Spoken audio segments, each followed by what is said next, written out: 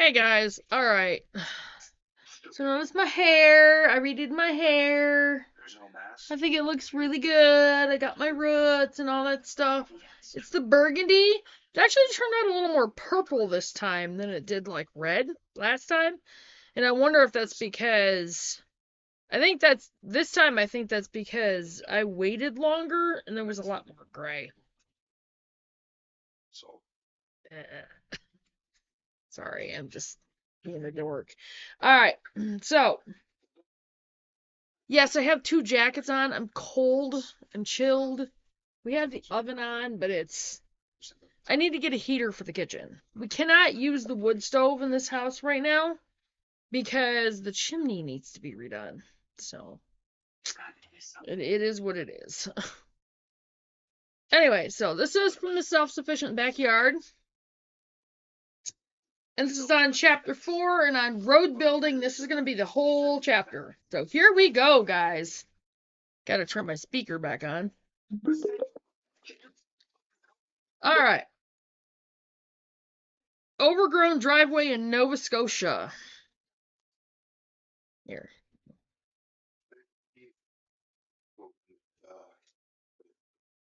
There you go. Alright. Our Maine and Nova Scotia home sites had long roads which were viable years ago, but were abandoned and had become overgrown with young forest. In many spots there was no discernible path other than an animal trail through the forest. But if you know what to look for, it's pretty obvious there was an old road. One trick I used to focus my gaze higher up in the forest. One trick I use is to focus my gaze higher up in the forest canopy. The difference in tree height of the older growth forest versus newer growth in the abandoned road is usually pretty obvious. You will likely see a corridor through the forest that is delineated by taller, older trees that border the old road. The trick also works well when I am searching for old property lines. First I look for a surveyor's marker and perhaps an old blaze or two which gives me a good sense of which way the property line is running. Then if I look a little higher, I can get a sense of where the line cleared long ago. Even though there's lots of young growth I'm thrashing through, I can see the faint trace of an old corridor. If I'm lucky, as I follow the corridor, I'm finding an old blaze, which is confirmation I found an old line. On the main homestead, I had roughly a 2,100 foot, which is 4/10 of a mile, long driveway. It was a woods road that led to a small 4-acre potato field. That field was the perfect place to put my new home nestled among the surrounding forest. I hired a local guy with a bulldozer to open the old road. The alder, spruce, and fir trees, which I would eventually recover as firewood, were bulldozed off into the woods on either side of the road. Unfortunately, I also had to deal with a few sections of wet ground, each about 100 feet in length. It took dump truck load after dump truck load of gravel to fill in these short sections. I bought bank run gravel from the local contractor. Bank run gravel is unprocessed, right out of the ground material containing small boulders, gravel, and sand. In wet ground, you want some big material, boulders and rock, to form a good solid base. Then gravel on top to create a relatively smooth, drivable surface. I have to remember that. Here in Nova Scotia, we have roughly a mile-long road of which the majority was overgrown with alder. In order to get to the proposed house site, I had to use a compass and GPS to flag out a new portion of road, about 600 feet, that continues from the end of the existing road to the homestead. This time, the contractor brought an excavator with the thumb attachment on the bucket to rip the alder and young spruce and fir out of the roots. It's time-consuming pulling out trees, but it does a good job without disturbing much of the road base. The excavator also has a blade which can push debris and dirt around.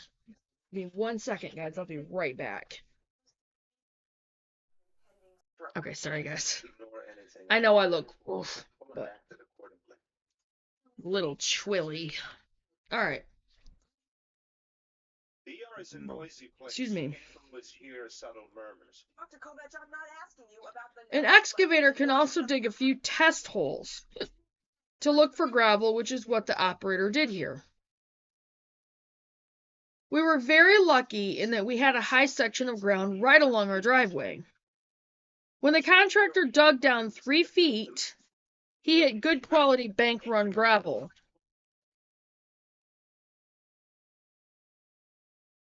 He was able to dig and fill a dump truck quickly and unload the material a short distance away. That saved us a lot of money for loads of gravel. It's always a good feeling when the property supplies the raw materials needed to solve a problem. I would suggest flagging out the route of your drive from the town road to your homestead and then getting a number of written estimates for exactly how much cost is involved. You can pace it off to get a sense of the distance you're faced with. The land itself will dictate to a large extent how much road work will be needed and where the road will be located. Although a straight line from point A to point B, she's all good. Highway to house, for example, is the easiest and the cheapest. I like a gentle sweep in the road. It increases the length of the road.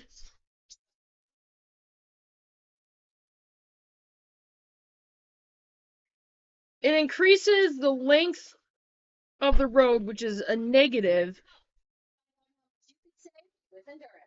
But that is outweighed in my mind by the fact it offers privacy and more security. Sorry, I was trying to figure out where I was at. I didn't want to read the same thing twice and have it sound weird. Anybody driving down the highway can't get a straight line view of your home. They cannot ascertain easily whether there is a car in the driveway, signifying you may or may not be at home. Someone would have to drive most of the way in before making that determination. A gentle sweep also makes it easy for large delivery trucks to get in. Try to avoid sharp bends or gullies. We have a short, deep gully on our driveway here, and delivery trucks sometimes bottom out with their bumper when they come in as well as when they go out. Yeah, that's never fun. Busting a brand new road through the woods is an expensive proposition. You may have to cut down trees or pay a logger to do it for you. Kind of glad we ended up not having to do that. You may have to hire a bulldozer to clear the roadway. Then you will need to pay for load after load of gravel that will be hauled in by a dump truck. If you are trying to convert a boggy area to a road, you will be astounded at how much gravel that area sucks up before you have a passable road. For spots with high spring runoff or year-round flows, you may even need to purchase culverts.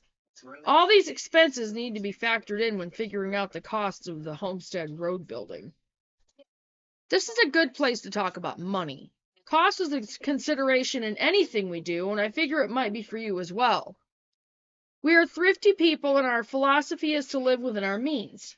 In 40 years, rarely have we taken out a bank loan. Staying out of debt and owning all of our stuff has been our mantra. The few times that we have been indebted, we made it top priority to pay the loan off long before its term. We worked 7 days a week and paid extra on our monthly payments. Why make the bank any richer off our interest payments? Not only that, but this is supposed to be a lifestyle that is based on freedom. And I'll talk about that when I get done with this. Debt is an anti-freedom. Debt is anti-freedom. As long as we owed money to the bank, we weren't truly free. There's nothing like making the last payment long before it's due. I know what that's like.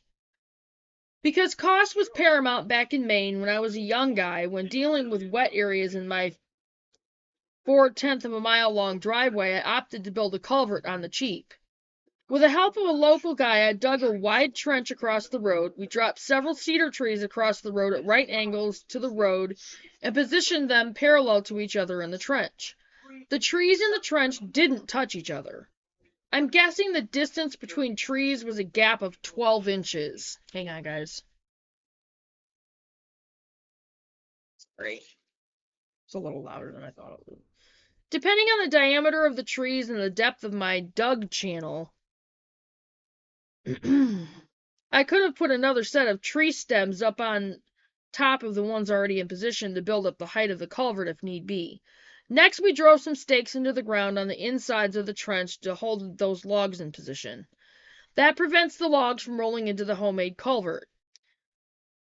We chose cedar because it's a great rot-resistant wood, and the wet area and the road passed through was conveniently located in a cedar stand. You may have other tree species available on your homestead, and a little research will tell you if any of them have rot resistance. I built a top over the logs to box in the culvert using slabs that were generated by a portable sawmill which had cut the lumber for my home. By laying the slabs in a thick layer that was perpendicular to the logs, I created a surface that could be covered by loads of gravel, thus creating a corridor from one side of the road to the other that allowed water to flow. That worked for a long time, but ultimately the wood started to rot. The slabs I used were spruce and fir, which is a poor choice for a long-term solution. A better option would have been to cut short cedar logs that spanned my culvert, much like a corduroy road. Once the wood started to rot, my homemade makeshift culvert started to collapse, and I had to dig up the area again, but this time I installed a steel culvert. But the homemade version is a trick to consider as a temporary solution if you are really low on funds. Although that wooden culvert lasted for many years, I would opt to do it right the first time with a proper culvert if you can. For those of you who live in snowy climates, snow plowing will need to be factored in when laying out your driveway. A gentle sweeping turn is much better than a short, abrupt change in direction. At the main homestead, I plowed snow with a large blade on a skidder and had the power and maneuverability to deal with any road condition. But for someone using a pickup truck or farm tractor to move snow, you'll be better off if you have direction changes that will allow you to keep your forward momentum going. Sweet fly. Don't forget to create pockets along the roadside, where you can push accumulated snow well off the road and into the woods or field. Additionally, the width of the road should be wider for those in snowy areas. It is amazing how the snowbank will build on either side of the road from plowing over the course of a winter. Over time, it will be like driving down a tunnel.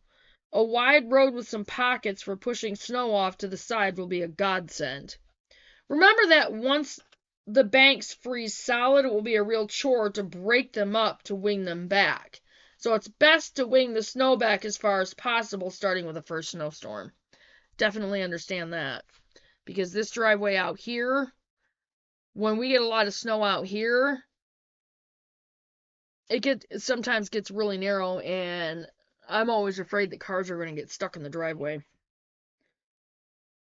The last point of consideration is shade over your roadway. Our homestead in Maine had a long road that essentially wound its way through a forest, and many large trees,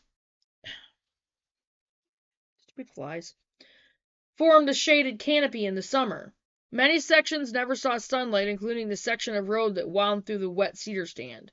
Conditions were always damp, and the road surface was always wet.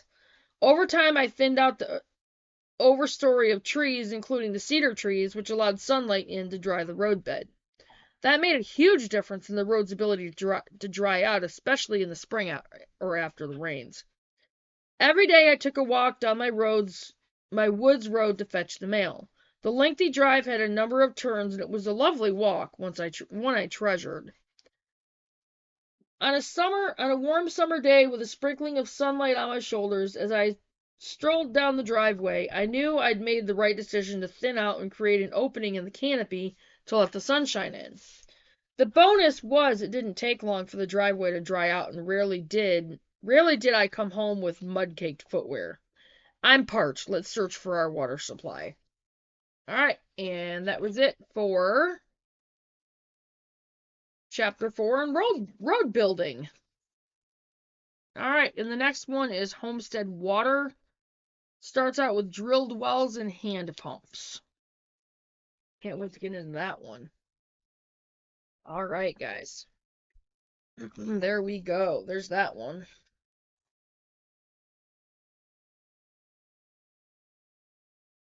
Ugh. So, what I was gonna talk about here, Scott got a job. He'll probably start at Meijer by next week sometime. Thankfully, he's making $14 an hour. Or he will be once he starts. He got the call today telling him that he got the job. So, thank God for that. That's amazing. I'm very happy, very glad. I'm going to really start focusing on the businesses of Faith First Farm and Homestead. I think I'm going to do another video to get into that so I can get this one up there. But just want to let you guys know that. And yeah, I'm going to do kind of a nighttime chat thing. But I will see you guys in the next video. Make sure you do your research, you guys. This one was on road building. So if any of you guys are looking to buy a property that's like way out there, it's raw, undeveloped land, you're going to build everything up like we were going to, you might have to map out at least your driveway. So, some good tips here. Make sure you do your research and always check your subscriptions and make sure you're still subscribed. Click that notification bell and click on all so you get all the notifications. Now, we'll see you guys in the next video, and Faith First Farm and Homestead is out. Till next time. Bye, guys.